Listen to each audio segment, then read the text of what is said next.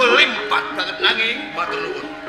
Aku kepengin jajal sepiro ilmu aji Jaya Kawijaya dilunturake malah. Kakang Madetan.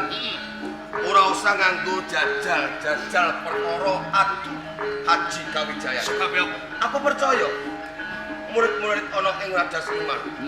Kang duweni Haji Kawijaya kang luwih iki Kakang Madetan. Nanging aku kepengin jajal. Yen aku durung jajal kowe, durung marem rasane ati. Ngono. Ning yen mengkono papane Kakang Madetan, aja nutuh Madura.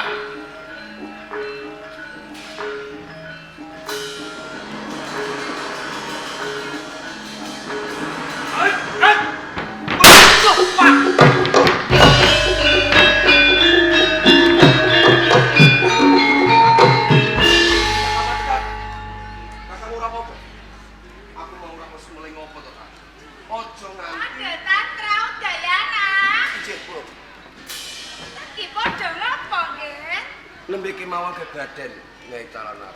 Lah iki kok nganti mengkurep ketumplek. Kakang Madetan mboten kuwawa nandingi adu Kawijayan kula. Iki cekane kalah. Nggih. Ya wis.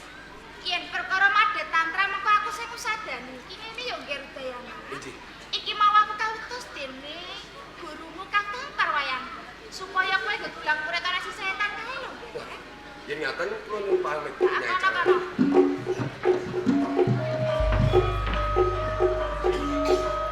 Madhe Tantra. Nangis ya.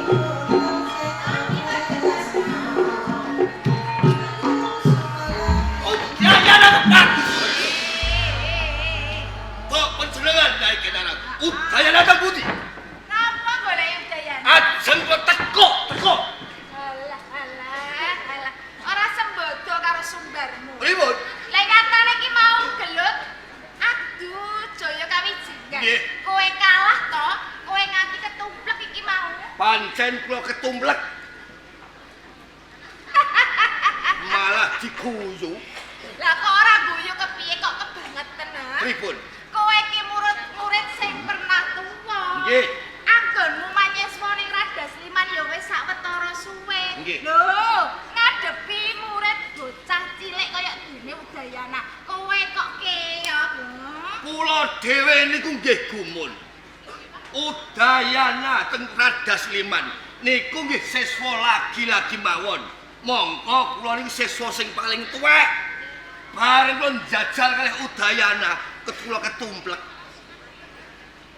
Ning jane sing luput sing kleru ora manggon ning kowe kok nggih. Lajeng sinten? Sing kleru kuwi gurumu Kakang Parwayana. Kok saged Nyai Kenarang? Mergo apa?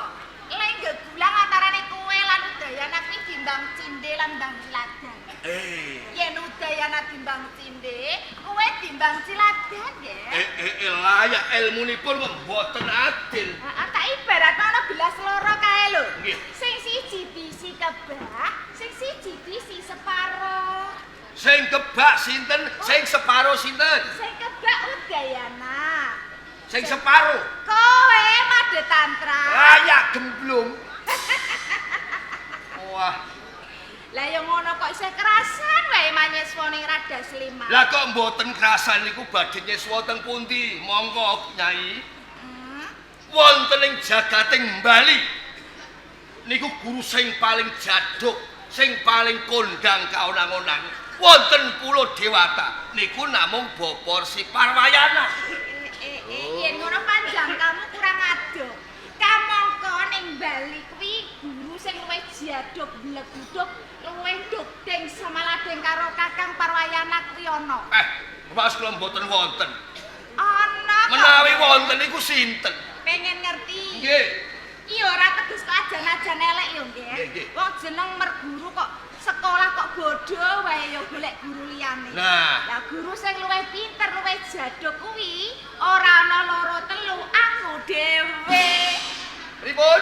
Aku dhewe Madhe Tantra. Panjenengan piyambak? Iya. Lah kok malah mutah-mutah kowe? Nuwun sewu. Apa? Mboten ketang panjenengan iki bojone guru kula. Nek mbok jenengan niku Dene mawar. mawas diri lan rumangsani panjenengan bawaanipun wanita. Kula niki mboten percaya. Aku anggonmu ora percaya mergo aku jejere wong wadon kok jaduke ngluwahi Lah. kenapa Mas Tani wong wadon sak liyane aku nggih nanging yen to kowe kok gelem dadi muridku kowe tak dadekno manungsa sing jaduk blek-blek pilih bobot pilih tanding bebasan dibacok Melorok, dibedil mecicil, ditumbak laka-laka ditungi bantal. ngorok nggih Wah. Ning saestu. ning ora mau cukup kuwi Pripun? mengko yen kowe gelem dadi muridku tak wenehi ilmu jaba jero Ilmu kok njaba jero niku ilmu napa? Ilmu njaba niku kados pundi? Ilmu jero niku kados pundi? ilmu jaba Nggih. nggih jumbuh saka pangucapku ning arep mau Nggih. kowe tak dadekno manungsa sing unggul jurite Sing jaduk. ilmu jero kowe bakal tak wenehi enak lan kepenak Sing jero kula mang badhe mang paringi ilmu enak lan kepenak. iya Apa iki cah? lho durung sakit kowe Kula niku mboten mudeg mergo kula niki bocah pirawene. Bocah hula-hulu. alah bener gedene gede gombong Lah kula niku gedhe gombong. Kaya Agus niku lho. Agus apa? Agus Mulyono ora gedhe-gedhe gombong. Agus ngawet. Hula-hulu. Lah ya kan merguru karo aku kok ora cekak jodone. Gus. Mulane ora ndang duwe bojo. Ora gelem merguru karo Kak Nyai Keng Rarang arek. Wah. Pripun? Ilmu jero enak lan kepenak tegese yo, Nggih. Ger. Kowe tak jarwani yen pancen ora ngerti. Kowe gelem mau turu bareng karo aku mbok kelon. Lho. Lho. Senengane wong Jarang-jarang lho Made Tantra. Pripun? Lumrahe wong sekolah kuwi bayar larang juta-jutaan nganggo dhuwit. Nggih. Lah iki kowe wis tak dadekno manungsa sing jaduk, ora usah bayar, isih tak wenehi enak lan kepenak. Nanging Nyai, Nanging apa? kula niku tasih dipun paringi akal kang waras. Pontondya sing jangkep. Panjenengan menika kawengku dening priya mboten sanes nggih guru parwayana. Ya. Menawi kelampah kula ngimbangi dumateng tresnanipun Nyai Kenarang, ateges kula niki ngrusak pager rahayunipun liyan. Bedol terus ijo lah kula niku wedi dosa. Halah. Ger Made Tantra. Pripun? Tak takoni ya, urip ning donya sing digoleki apa? Enak lan kepenak. Ayo, ngapa gagas dosa? Dosa yen konangan, nang yen ra konangan, kelonan karo bojone liyan kuwi enak ora karuan tak kandhani. Dadi dosa nek konangan, nek ora konangan, enake ora karuan. Sampeyan guru kok tekor. Lho, biar tekor asal tersor. Lho ngene iki pengen duwe bojo bagus ki ancen ngene. Kudune torok ra iya to. Ngoten. Gelem ya Ger ya. Wis to enak-enak. Ngerti? Tuwa ra umure ya Ger. Tuwa ra kene medhuwur ra. Nggih. Kene mengisor ya padha wae isih ngeses tak kandhani. Ngoten. Nggih. Nanging upami kula ngimbangi tresna panjenengan, panjenengan boten singkar ing janji kula badhe mangdadosaken sing jaduk blek-blek. Aja kuwatir aku janji. Yen perlu aku sumpah ning pengarepanmu. Kula nggih sumpah. Sumpah piye? Upama kula boten ngimbangi panjenengan, muga-muga ora weruh pitik capingan. Ya nganti kiamat ora ana pitik capingan. Kula badhe nampi tresnanipun Nyai Kenarang. Tenan kuwi Nggih. Made Tantra walah Made Tantra. Pripun? Iya. Jenengan iku sabar gene. Oh, rasane atiku wis ora sabar ya. Pengen ngrasake dhewe sing katresnan. Mergo ning kene gedhe rasa tresnaku kalawan kowe. Gelesake lan denono berantamu. Kula yen cedhak wanita niku tasih ndedeg. Lho ndedeg. Bisa ndredeg. Ampun iki ya. Wis to, gredeg-gredeg alon-alon. Nek kula mboten iso warai lho nggih. Engko tak warai nggih.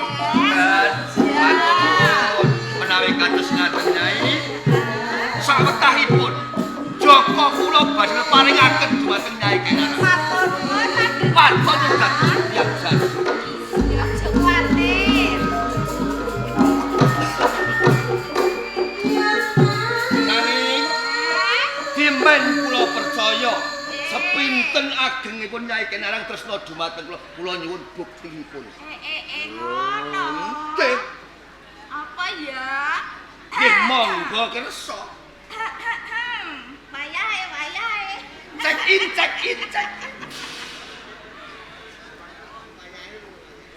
Manismu kang jiwa.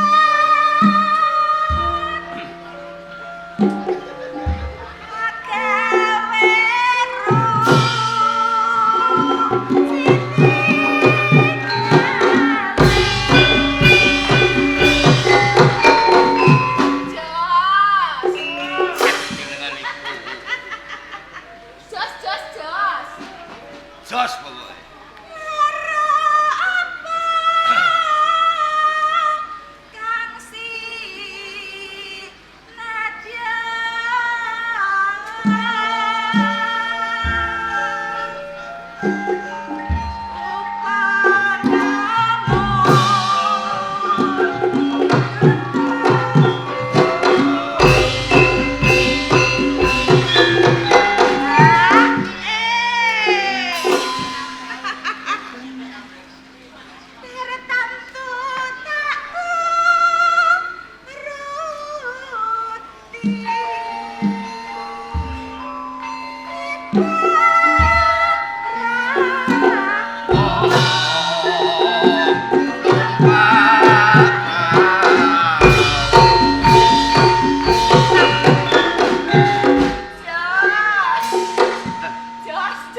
Jos terus. Lumampah tanpa welah. Sian marem tenan madhet tatra. Ing madhane ing jalane.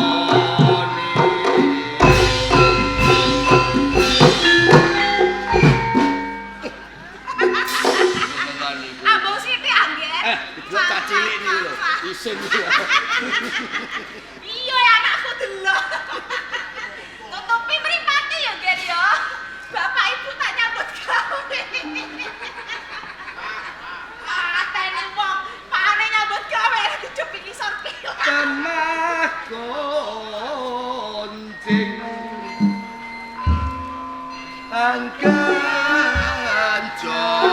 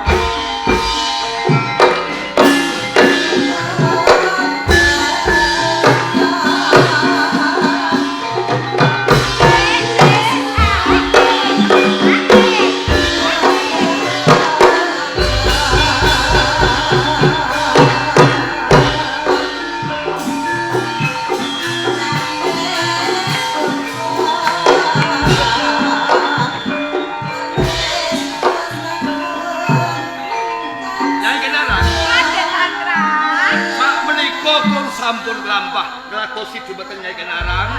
Sakniki upama wong utang kula tagih.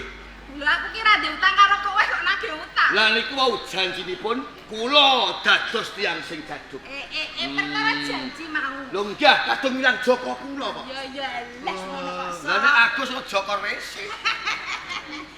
Bisa nggih lan lakon. Kowe dadi manungsa sing jaduk nang gudung. Ning syaratnya mung siji. Napa?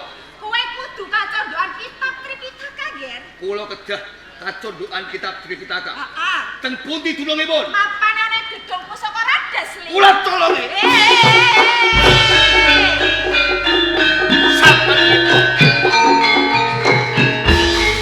Sare cumandhokipun Tripitaka wonten ing gedung pusaka. Sareng kula bare jumangkah nyolong kok mang candhek. Ngene iki lho, gedhe ning gedhe gombong. Pripun? Tindak sak tumindak ora dipikir wis dhisik. Kowe kok nganti tuku jone gedung pusaka. Nggih. Durung nganti ana ing tanganmu kowe bakal konangan. Menawi mboten kula sinten sing badhe nyolong. Nah, dimen ora ngawis tarani, sing nyidra anane Tripitaka dimen aku. Pun jenengan piyambak. Iya. Ngono ya apik. Ngene iki lho nggih. Pripun? Bot-bote pengen duwe bojo bagus. Lho dadi maling wae tak lakoni. Nah, wis saiki aku tak budal nyidra anane Tripitaka ning aku njaluk sangu nggih. Nggih dhuwit napa? Alah ora butuh duit aku. Lah kok sang? Njaluk sangu ambung. Eh. Wis go. Mergo ning Radas Liman kira ado. Nggih. Adoe ra karuan. Sak jangkah tutuk. Napa mboten marem kala wau sampun kados dumateng panjenengan? Wis to, gelem ora ya ora gelem lho wis ora sida lho. Ya, nggih. Wis merem ya. Nggih. Muah. Wis ya, Gen. Aduh. Atene wong. Wah. Nek tak pikir-pikir. Lho aku arep demeni bojone guruku. Monggo besok mesti aku dosaku gede, nek mati aku mlebu neraka. Mlebu neraka lah. Sing penting aku dadi wong sing jaduk blek kutuk.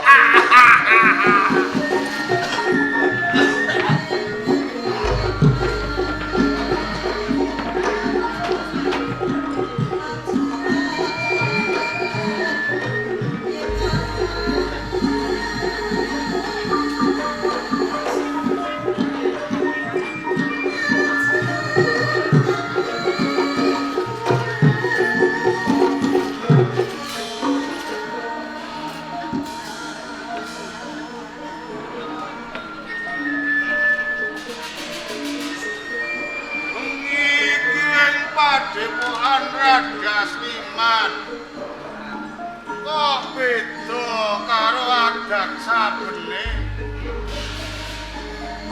manuk becik pating kepar pating keper asu ajak pating jegang pating jegok mimbui tintrimen suasana ing padepokan Radas Liman. Ora arep ana kedadian apa ing padepokan Radas Liman. Ya. Aku kelingan kandhane simbah-simbah biyen. Yen ana kahanan sing kaya ngene, iki ing padepokan Radas Liman. Arep ana kedadian sing ora nyenengake. Miturut mata batinku lamun to bengi iki ing padepokan Radas Liman bakal ana maling. Maling sing dicolong ora bondo donya.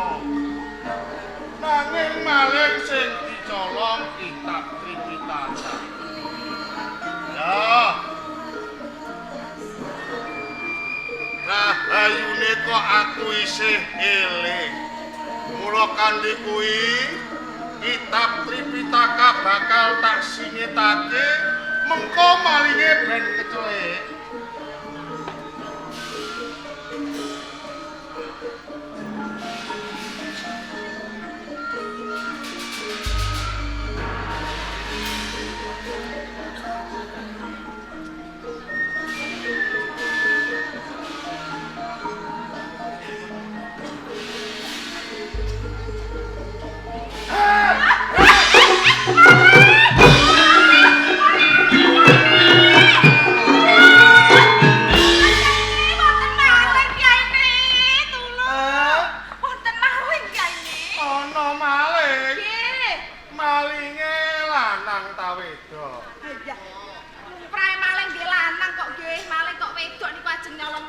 Lumrahe maling iki lanang kok ya. Nggih. Ning miturut mata batinku yen to bengi iki malinge wedok. Maling wedok iki sing dicolong ora mas-masan. Sing dicolong ora bondo donya nyi. Lah napa? Ning maling wedok iki mau arep nyolong kitab Tripitaka. Mengko Nak wis entuk kitab Tripitaka arep dijono lanangan. Yaine. Napa lho? Wis jangan ngendika lho nggih. Nah mboten kula lho nggih, kula niki wong wadon sing lempeng galeng mboten nate ngono ngene kok nggih. Ngono ya. Nggih. Kowe wong wedok sing lempeng galeng. Nggih. Kamangka galeng saiki wis ora ana sing lempeng blas. Kejaba mboten kula kok kene nang niki pripun? napa? Tripitaka anes ilang. Ngene lho Nyi. Pripun? Jengen tembung jarwada soke maling iki ngemal barange wong sing ra eling. Lah ngono to? Nggih. Beda meneh karo copet. Copet pripun? Copet iki tangane ngencop awake mepet, iku ngono copet. Copet. Beda meneh karo garong iki. Lah yen garong pripun? Garong iki tangane begar, mlebune ngerong. Iki garong. Nah, maling ngemal barane wong sing ra eling. Rahayune aku isih eling. Mula sadurunge maling iki mlebu ning papan kene, kitab Tripitaka wis tak sinitke luwih dhisik. Dadi malinge ya kecelek iki. Oh, alah, wong tua. Salah. Kurang ajar. Kok yo roh bae anakku ki arep nyolong anane Tripitaka. Lho, wong wis tekek-tekek ngono kok yo ora ndak bongkok. Jane aku bosen dadi bojone. Menang-menang aku tak rason ya. Apike cah bojoku. Mboten. Aku iki ora usah mok dongano bongko suwe-suwe ndara bongko dhewe aku. Alah kejenengan iku lho nggih. Ngene lho Ni. Pripun? Aku tak takon karo kowe ya Ni. Nggih monggo. Kira-kira kowe iki isih seneng karo aku ta ora? Lah ndak perkawis ngoten kok dadak penjan mundhut pirsa nggih cethok. Kula menika tresna sanget dhateng panjenengan. Ngene lho Ni. Mergo rikala kowe iki tak pek bojo, umurmu iki lagi 21 taun. Aku wis swidak 3. Engko gek-gek kowe bosen karo aku iki. Nggih mboten. Ora. Kula niki cinta tresna sanget dhateng panjenengan. Heeh. Ya rina wengi. Iya. Kula ngene iki ndedonga. Muga-muga bojo kula Kakang Parwayana ndang gelis bongkok. Ajare muni sayang. Ora ajare muni tresno. Ya ini. Iya lah ini. Alah bener panjenengan iku pun sudah rungon. Lah kok sudah rumane? Mboten kok teges gelis bongkok mboten. Heh. Muga-muga diparingi yuswadawa. Ngono. Nggih. Diparingi Yuswadawa. Nggih. Ora ndang cepet bongko. Mboten. Wah, nak ngono ya ayu tenan. Nggih. Ngene ya Ni. Pripun Kyai? Tiwas kebeneran kowe temeka ning papan kene. Mula kowe bakal tak jak rembukan. Perkawis menapa? Coba to sawangen umurku iki wis saya tuwa. Raga ya wis saya rengko. Saiki aku wis ora katon wibawa merga apa? Aku isih urip bae. Ana salah sawijining pawungan sing kepengin milik nyolong kitab Tripitaka. Tak kaya ngono to? Nggih. Mula saka karepku ni, kitab Tripitaka iki bakal tak warisake karo murid ing Padepokan Radas Liman. Won murid ing Padepokan Radas Liman iki sing banget tak tresnani amung loro. Lho sinten kemawon? Ora ana liya Made Tantra karo Udayana. Made Tantra lan Udayana. Iya kaget aku ora usah banter-banter gene kok iso. Ngeten. Ana apa kowe kok iso srenggelen iki? Kula niki ra bojo panjenengan. Iya. Menawi derek urun rembug kangge dipun keparengake. Ya ora apa-apa wong kowe bojoku kok iki. Ngaten. Iya. Rendene Tripitaka badhe penjan maris ki antarane murid Udayana lan Made Tantra. Langkung prayogi penjan waris ke kalian Made Tantra. Lah Lah dasare apa nih? Dasare mau cetha lan maton. Madya Tantra menika murid ingkang langkung sepuh. Langkung dangu anggenipun manyesa wonten ing Radas Liman.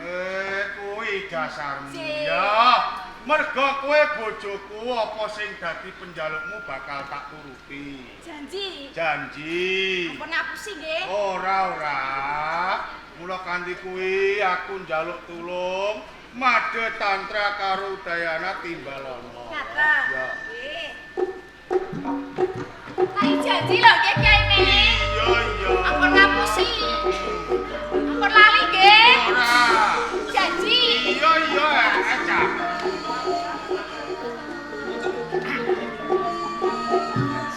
Rasaku kok ora patek. Boleh sowan guru.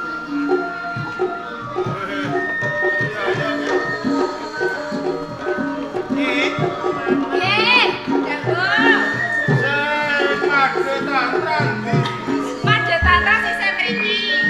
Kula guru. Madya Tantra. Nggih. Nika Udayana. Udayana. Kula Udayana. Ene ceco merah to. Bocah kok bagus sing kaya ngene. Biasa rupane wis bagus. Tindak tanduke sarwa alus. Nggone ngati pusana ya besus. Kok upama aku iki perawan kelakon unggah-unggahe kowe aja. Ning ngene lho. Udayana. Nggih.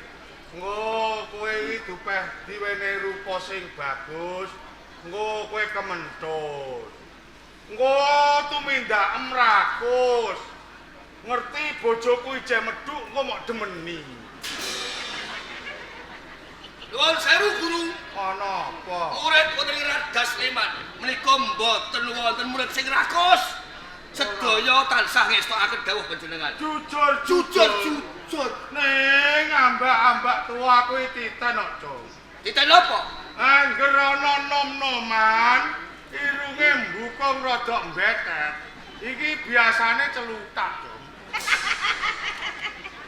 Kamangka kuwi roko kuwi bangir rada mbukung. Yen ngono kuwi rak celutak, Cuk. Ngene, Pripun? Madya Tantra lan kowe Udayana. Apa to sebabe nganti wong tuwa nimbali marang kowe saklara? Nggih. Pancen ana wigati. Nah, wigatine saka karepku, Nggen. Kitab Tripitaka iki bakal tak warisake karo murid ing Padepokan Radas Liman. Oh, ngaten nggih. Ewon murid sing tak tresnani ora ana liya mung loro. Antarane Madya Tantra lan Udayana rak ngono. Nggih. Kyai Ning. Ana apa le Nyi? Janjine. Janjine. Tripitaka penjan wariske kalian Madya Tantra. Mergo murid sing luwih tuwa. Tuwa. Ngono ya Nyi, ya. Yen pancen kaya ngono, Madya Tantra kitab iki taman ana, Cung, lho.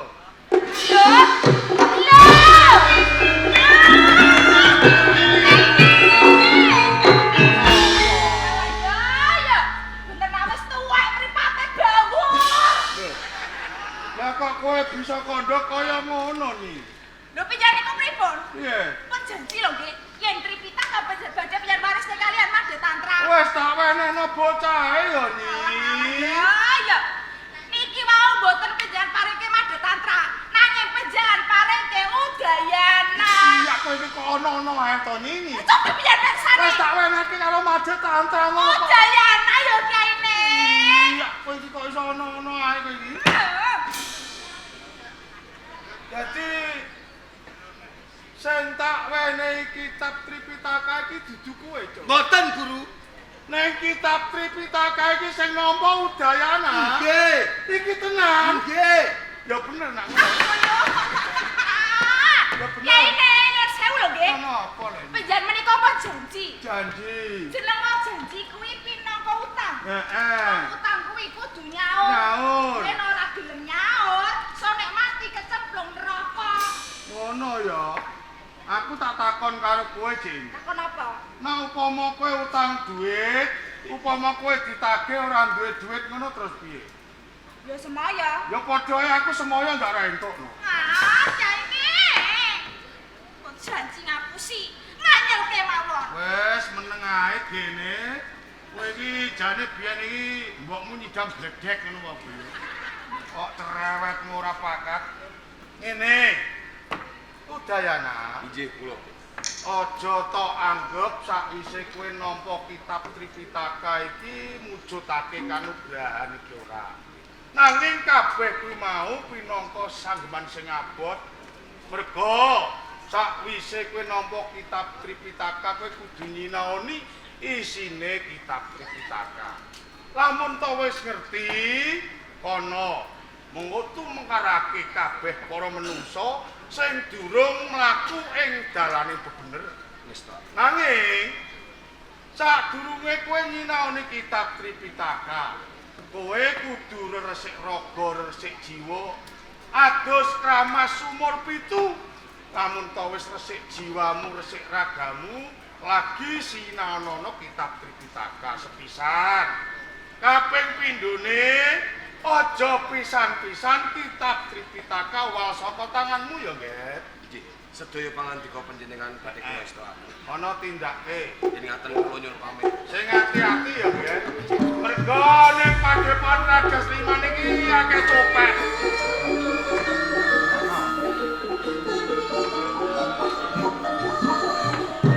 Aku ngantuk. Aku tak ngaso ya. Iki monggo.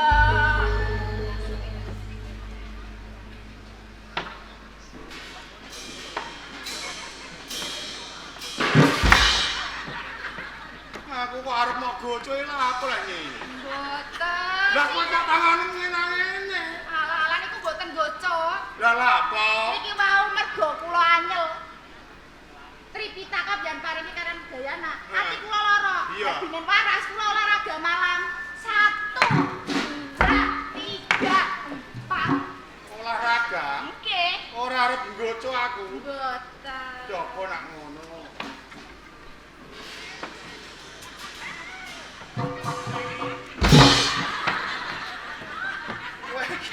Kowe iki lha apa lha nyinyi? Malah aku ame dikampleng. Mboten ngambang. Lah kok ngene nganggo sandal. Bejane ku kliru ing panon. Kowe mlaku kaya rumpung. Oh gitu. Niki mboten ajeng ngamplang. Lah terus, Iku lho dhuwur sirahe pejan kathah nyamuk. Mila kula tebas-tebas. akeh nyamuke. Mau tebasi. Lah yo.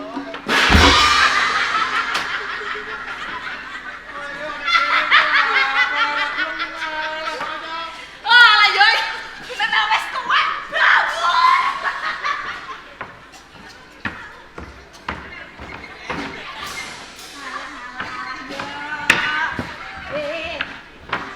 Sayangku, cintaku. Entut rut. Ala ngono apik kuring. Mangkel ya. Mangkel apa? Joko kula kadung ilang Tripitaka mboten tangan kula. Lho.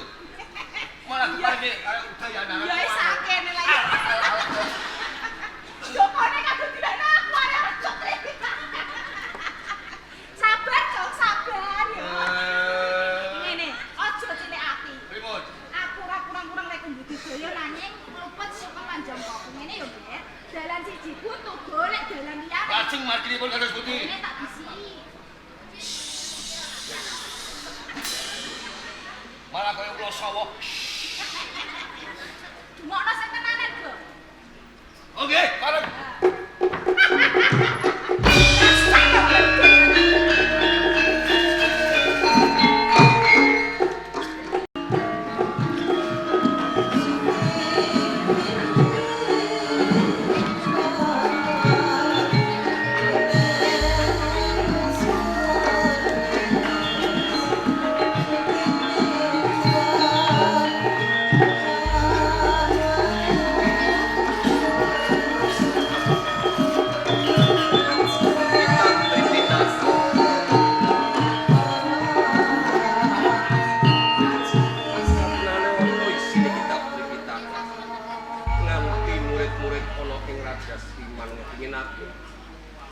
duweni kitab Tripitaka.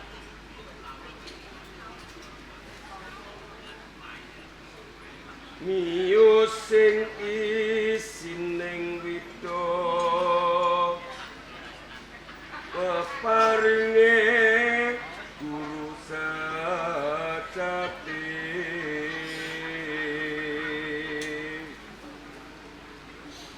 nemu pituturkan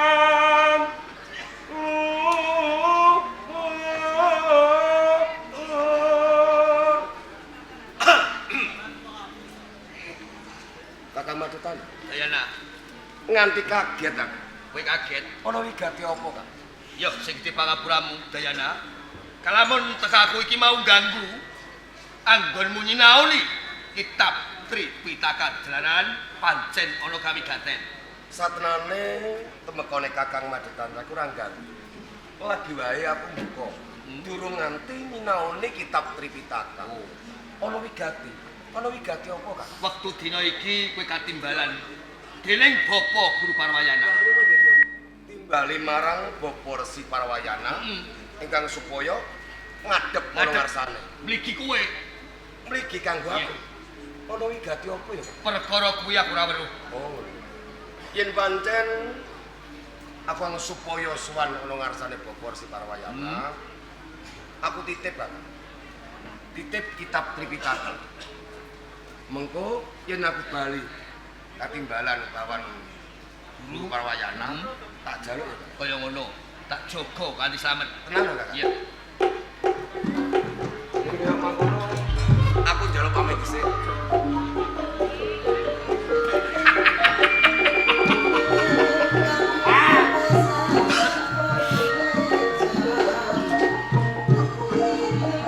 Ngene kok tak goleki.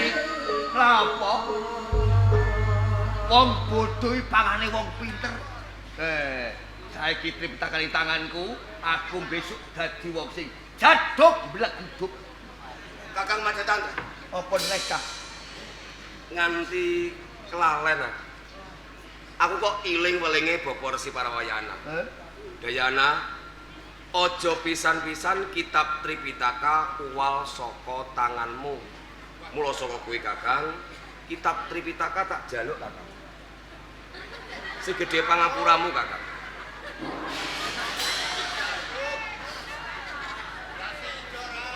Ape bongko. Teni kowe. Ora apa-apa kowe mirang-mirangke aku. Nanging mengko kowe bakal kuwirangan Udayana.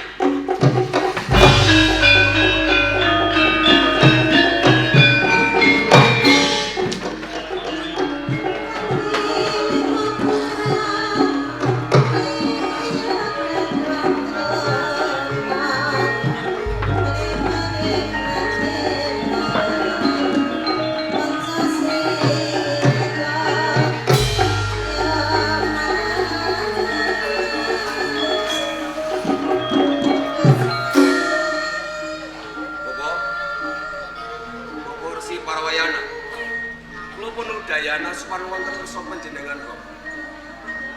Bapa. Bapa Resi Parwayana. Kula pun Dayana. Suwan wonten kersa panjenengan. Monggo kula aturi wungu. Bapa. Monggo kula aturi.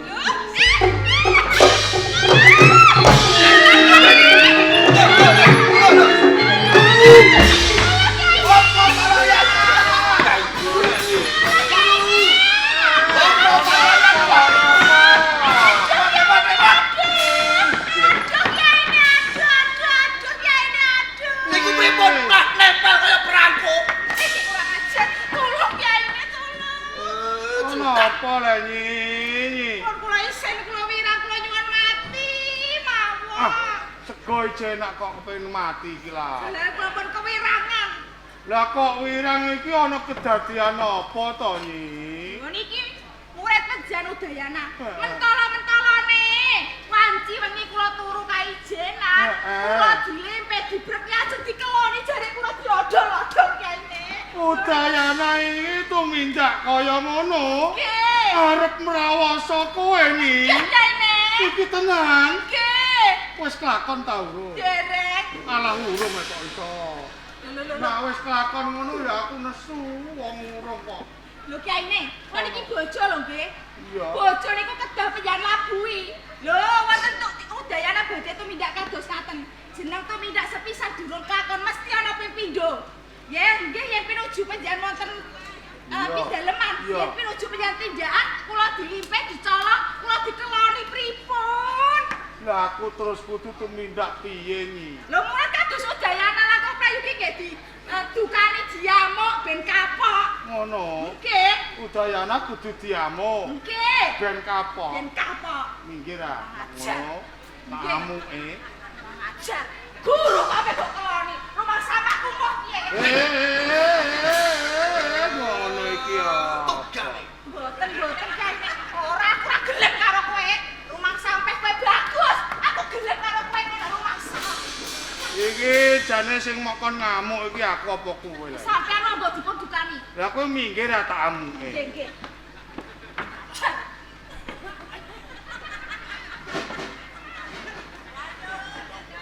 Geles ah Kiyaine. Usah. Kowe tak amuk lah ya, Cuk. Aduh, dolah. Kiyaine. Piye lah iki? Jan niku lho. Lho ngamuk kok malah haluse kaya ngono. Udayana kowe tak amuk ya. Niku mboten ngamuk. Lah carane piye? Ngamuk niku nggih. Suarane sing sora, sing buanter. Kalau malang kerik, mripate mondol. Mati cel. Ngono. Nggih. Suarane sing buanter, Buanter. malang kerik, Nggih. mripate mecicik. Mondol ngene. Udayana. Malah sing kaget aku. Tak contoni. Ngono. Nggih. Nggih, malang kerik. Amuk. Nang ajar.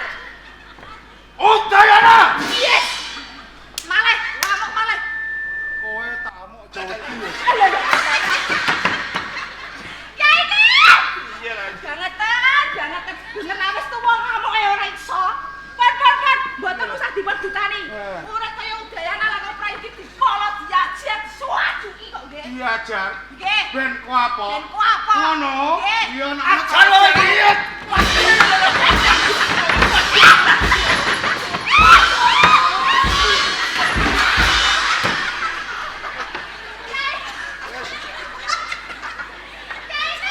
Bocah wis tak ajar iki. Oh ya. Wis tak ajar memet bocah nangis. Bener. Wakeane. Wis Apa ora parah tidak. wis tak ajar nih, wis tak ajar bocah wis kapok. Lagi mau isi orang aja. Wis tak ajar bocah. Nangis. Bocah nangis. Ono apa lagi? Kiyaine.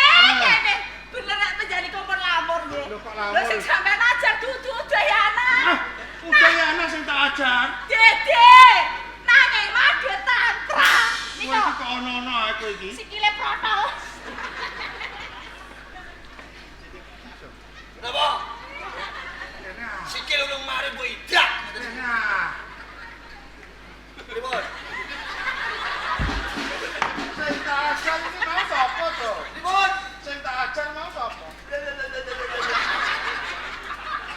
Aku iki takon kok malah. Kula guru. Dadi sing tak ajar iki mau dudu ya Dayana. Boten. Ning kowe Nggih. sing tak suwaduki, Nggih. sing tak kukuki mang kowe. Nggih boten niku tok mangidak niki barang ati loro. Ora to. Nggih. Para tenan. Nggih. Lah sapa? Lah Kiyaine. Ya. Pon. Ngamuk ora iso ngajar yo kleru wis. Murid kaya Udayana lan prayugi dipun tundung minggat saking Radas Liman. Mudah jebek beri. Sepet nyalat aku nyawang Udayana. Lah kowe piye Madhe Tantra? Kula ugi condong kalian Nyai Kinarang. Menawi Udayana tasih cumandha ing Radas Liman, badhe ngorek-ngorek padepokan wonten ing Radas Liman. Boten saged jaga asma panjenengan. Kok dengaran kowe karo bojoku kompak yo. Kompak adhe kita kepong kene nek dak. Ngono. Ya. Udayana. Iji kula. Paripaksa kowe kudu ninggalake padepokan Radas Liman, Cuk. Mergo apa? Kok upama kowe ora ninggalake Padepokan Radasliman kowe bakal cilaka. Mergo dina iki Padepokan Radasliman iki lagi gatel, Cuk. Nanging Bapak, kula menika tasih kepengin nembang ilmu ngangsu kawruh wonten panjenengan. Wis, bab perkara kuwi kowe ora usah kuwatir. Mergo tak ibaratake ke wong lelungan, sangumu wis mberahake mergo apa? Kabeh ilmu sing tak duweni wis tak tumplak ing pengarepanmu, Cuk. Nanging babar pisan kula menika mboten tumindak ingkang kados. Ngene. Kowe aja kleru ing penapa. Ora teges sing tak tundung minggat iki sing tak gedhingi iki ora. Sing tak kon cumandha ning Padepokan Radasliman teges tak tresnani iki ora. Ning mbok menawa kabeh kuwi mau wis dadi lelakoning uripmu, Cung. Ya.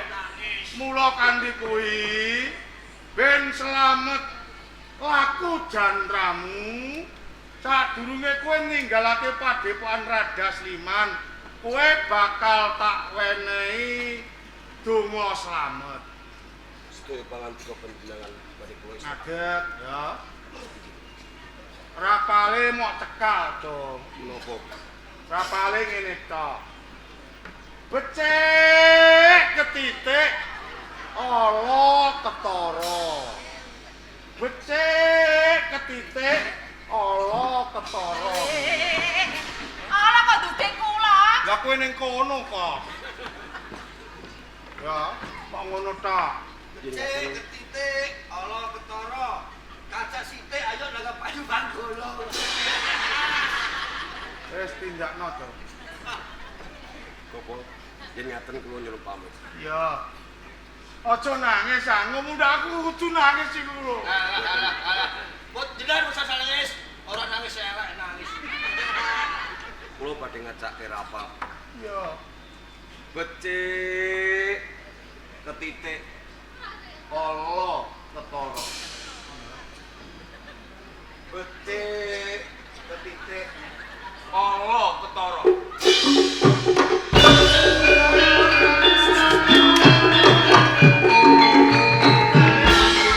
Dayana pun lunga. Dayana. Kowe ninggalake Padepokan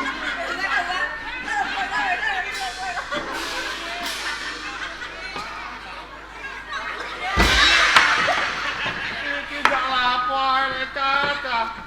Kok tinggal mlengok sedilu ae kok iso polahe kaya kowe. Mboten. Kon mboten usah ditangisi. Jenengan yang mboten usah nangis. Monggo, Belara. Maksud tangga.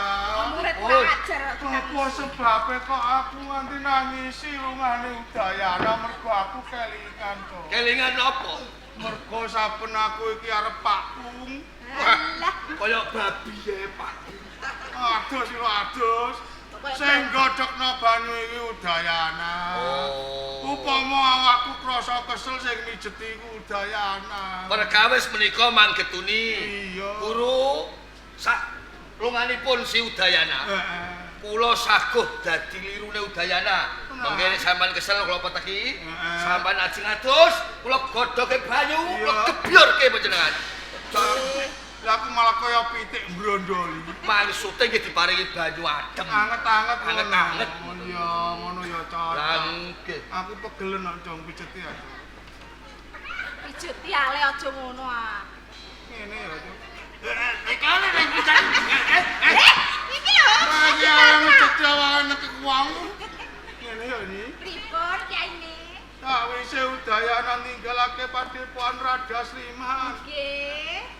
Dadaku sesek, gorokanku garing. Aku njaluk ngombe. Kersake juga. Lajeng iki dipun kersake napa? Jeruk anget, susu anget napa kok? Ora. Duduh degan klapa ijo kesenenganku iku lho. Duduh degan klapa ijo. Iya. Nggih. Badhe kula pundhutke nggih. Cepet yo Nyi. Gorokanku garing iki. Nggih pun ratos.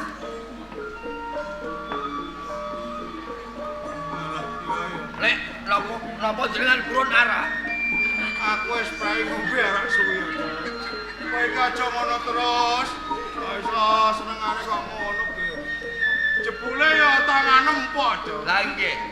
Mila kula nyuwun kalian panjenengan ampun getun dipun tilar kalian udayana. Saiki aku wis ora getol. Lah nggih. Ya ini. Iki larang. Iki degan apa ijo? Mangunjuk. Degane kula pundhut toyane kula gesek gelas. Ngono ya. Ambune kok ngene iki. Ribet. Iki mau wenehi pospit ta ora iki? Ah mboten, bojone kok diparingi pospit. Mboten. Kowe gak njaluk sithik. Mboten, kagem penjan mawon kersanipun gelis. Kanggo aku ben gelis. Nggih. Kowe jauh sithikan. Boten. Sithik. Kagem panjenengan mawon ben cepet. Sing siji gelis, sing siji cepet. Karepe iki apa iki? Gelis ilang elakipun. Ngono. Nek cepet tuh kesane cepet seger awake. Ngono. Ya tak ombene.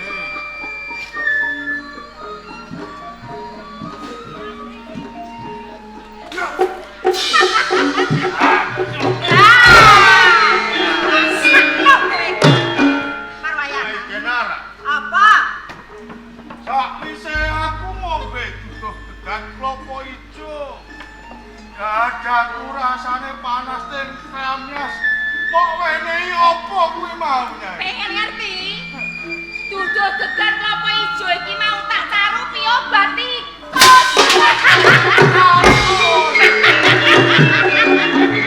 Kowe bendang bongkok. Aku wis bosen dadi bojomu. Kowe wis tuwek, elek, ora iso apa-apa. Saben bengi wanci wengi hawane atis.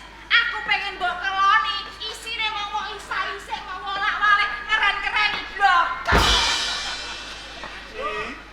Apa? Nganti kowe tegolan mentara tumindak kaya ngono kepengin nyingkirake aku. Apa kira-kira wis ana gantine? Sampun, kepen ngerti? Apa? Kula piyambak. Kowe, Cok. Nggih. Mateni wong, Cok. Pantes ah, duwe bojo 6, bagus, duwe bojo wis tuwek, jenggote wis putih kabeh. Ala yo nasib. Yen kaya gelem duwe bojo ngene aku yo. Nganti ana kedadian kaya ngene jane sing luput dudu sapa-sapa. Ning sing luput iki bocah iki. Ngono aku ngalor kowe ya melu ngalor. Aku ngidul kowe ya melu ngidul. Nek adus ngentekno sabun. Arep dinggo malah mlungker. Jabang bayi. Apa?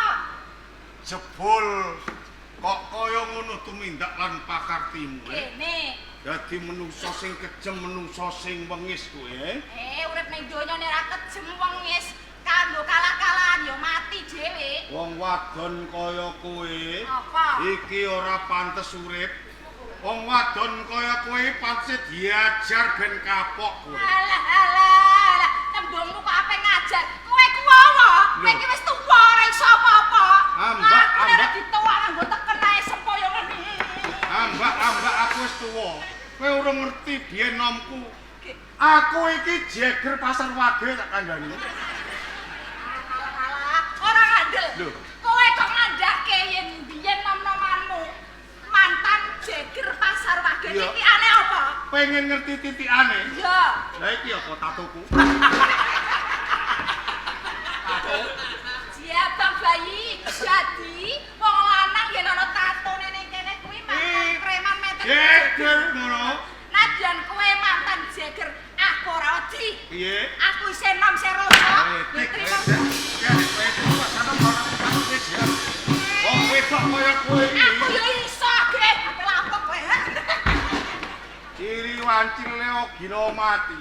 Nganti jambul wan kembang perat kowe jek lanangan. Kowe iki.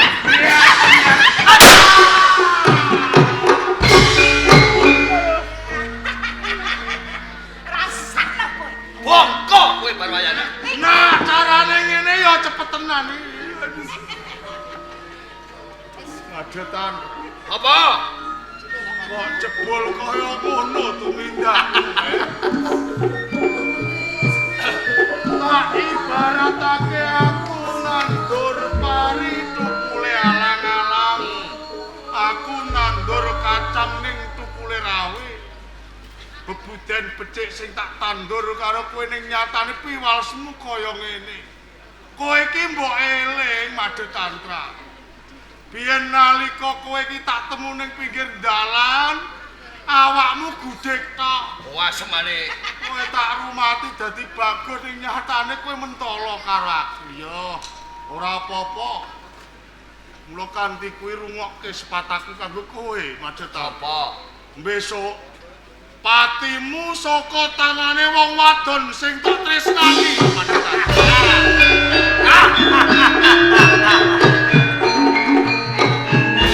Ora mandi. Ucape wong ape bongkok.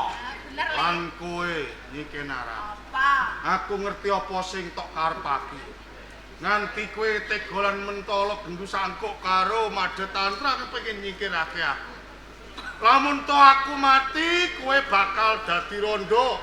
Njur gampang dipek bojo karo Madetantra. Pancen bener. Ning oranya. Ora piye? Sakwise aku mati kowe dadi rondo, selawase tetep dadi rondo.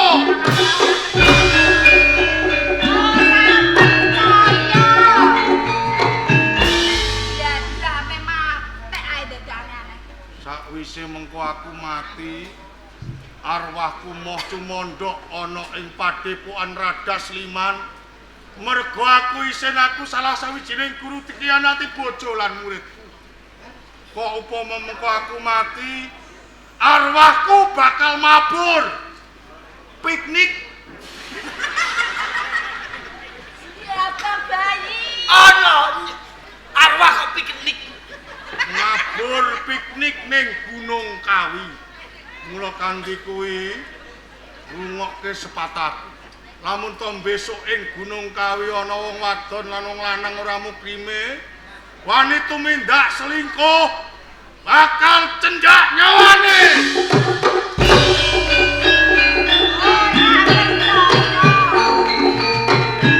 Ora percaya. Ngandel, Cok. Ora ngandel.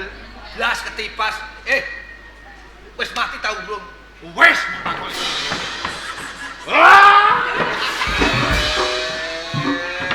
Ya lah ya. Mati kaya. Gas.